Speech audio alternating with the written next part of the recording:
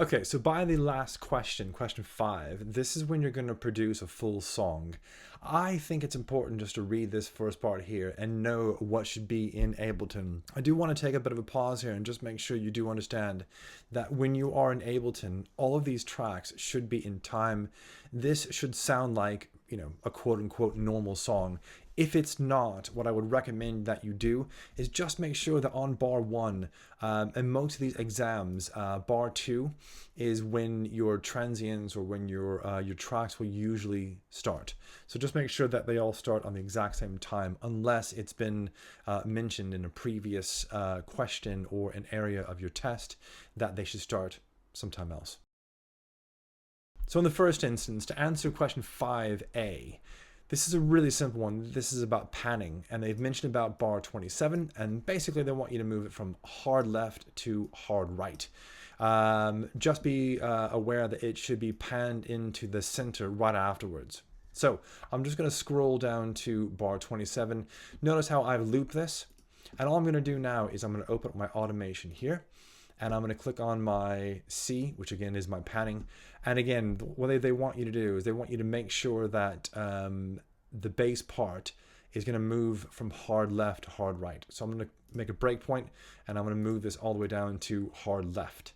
And then I'm going to move this other breakpoint to hard right by the end of that track, and then finally make another breakpoint right into that center. So now that you've got this, I do just want to make one small comment about this. If I just zoom in a little bit, just make sure that this breakpoint is as close to that transient at the start of this as possible.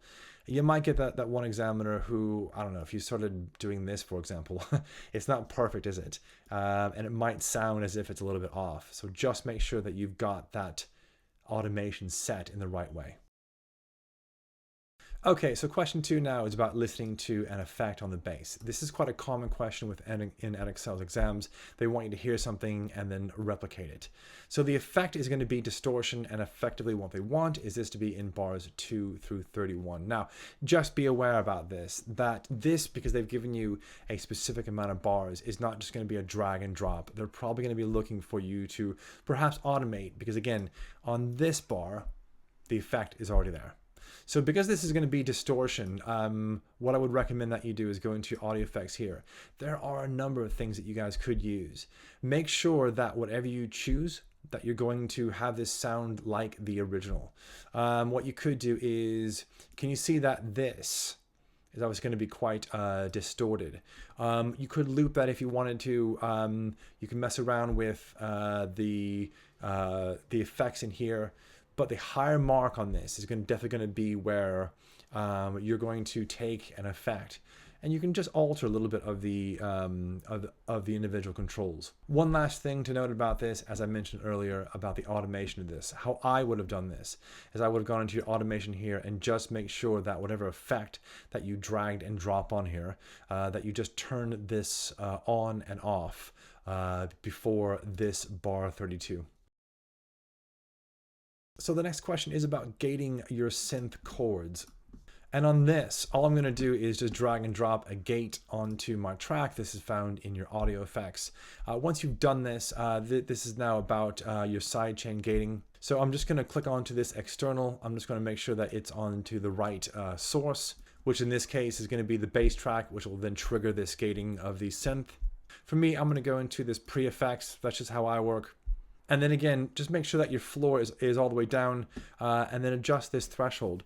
Now, what I would recommend as well that you do is you sort of use this as your visual, just to make sure that there's no false triggers. And the final thing that you want to do is you want to make sure that your hold and your release is going to be set the right way, because as it says here, that they don't want you to having like false triggers at all. One thing I'll note about this is that some students got this one a little bit wrong because of, I think the settings in your threshold were probably too high or low.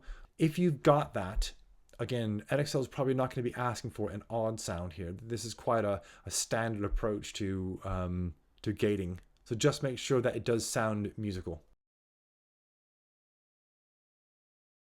Okay, so for question 5D, they want you to basically listen to this effect, which is echo and reverb on the vocals in bar 22.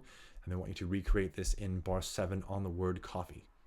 So again, in Ableton, I'm just going to go to my vocal track, which is here, my main track, and on bar 7.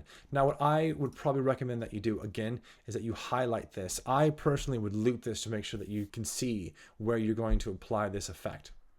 Okay, so within this, I would recommend that you use your sends to your advantage.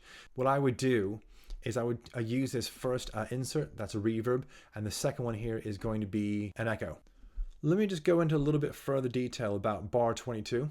Okay, so the first thing is I want to mention about how much of the echo should be there. In other words, is it a high feedback? Is it a low amount of feedback? Is it a half note, an eighth note? What you could do is this, is you could just slow this track out. And what I would recommend that you do is you listen to the original and then the repeated, and just work out the distance between the original and the repeat. What you could do is you could right click inside here and again, use your grid to your advantage. If you have a eighth note, you can now see that these transients or the grid is going to match up to what the eighth notes are in this. This might give you an indication about which settings to make on this effect here. So as a reminder for your echo, this is by default on dotted. This could be a dotted note, but I usually leave mine on notes. And again, that you can move this dial around to eighth notes, quarter notes, 16th notes, whatever that beat division was in your original. With the feedback, this is going to be how long that repeat is going to go on for. So I think in my original, it was quite low. So I'm going to leave that one down quite low.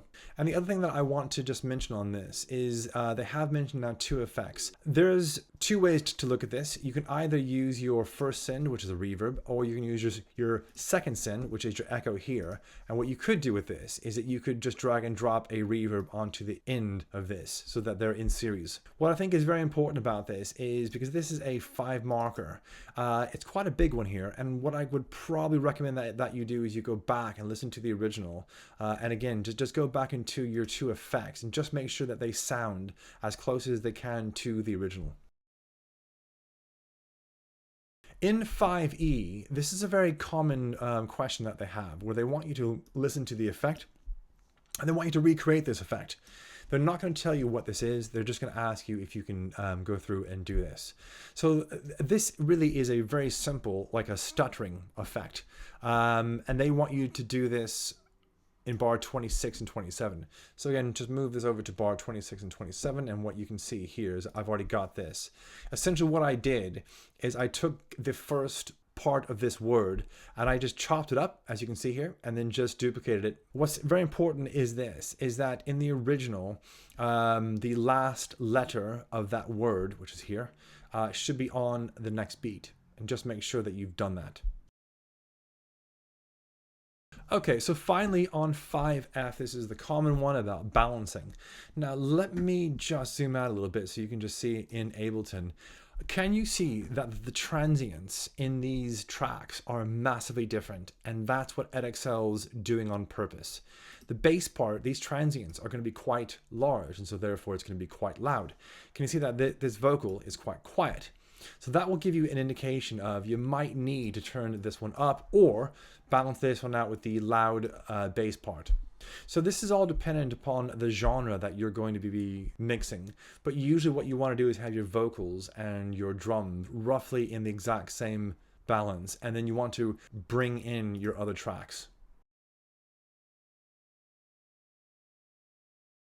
And then finally for 5G, this is about the production of this track. One thing I do want to mention about this is about this music not being cut off.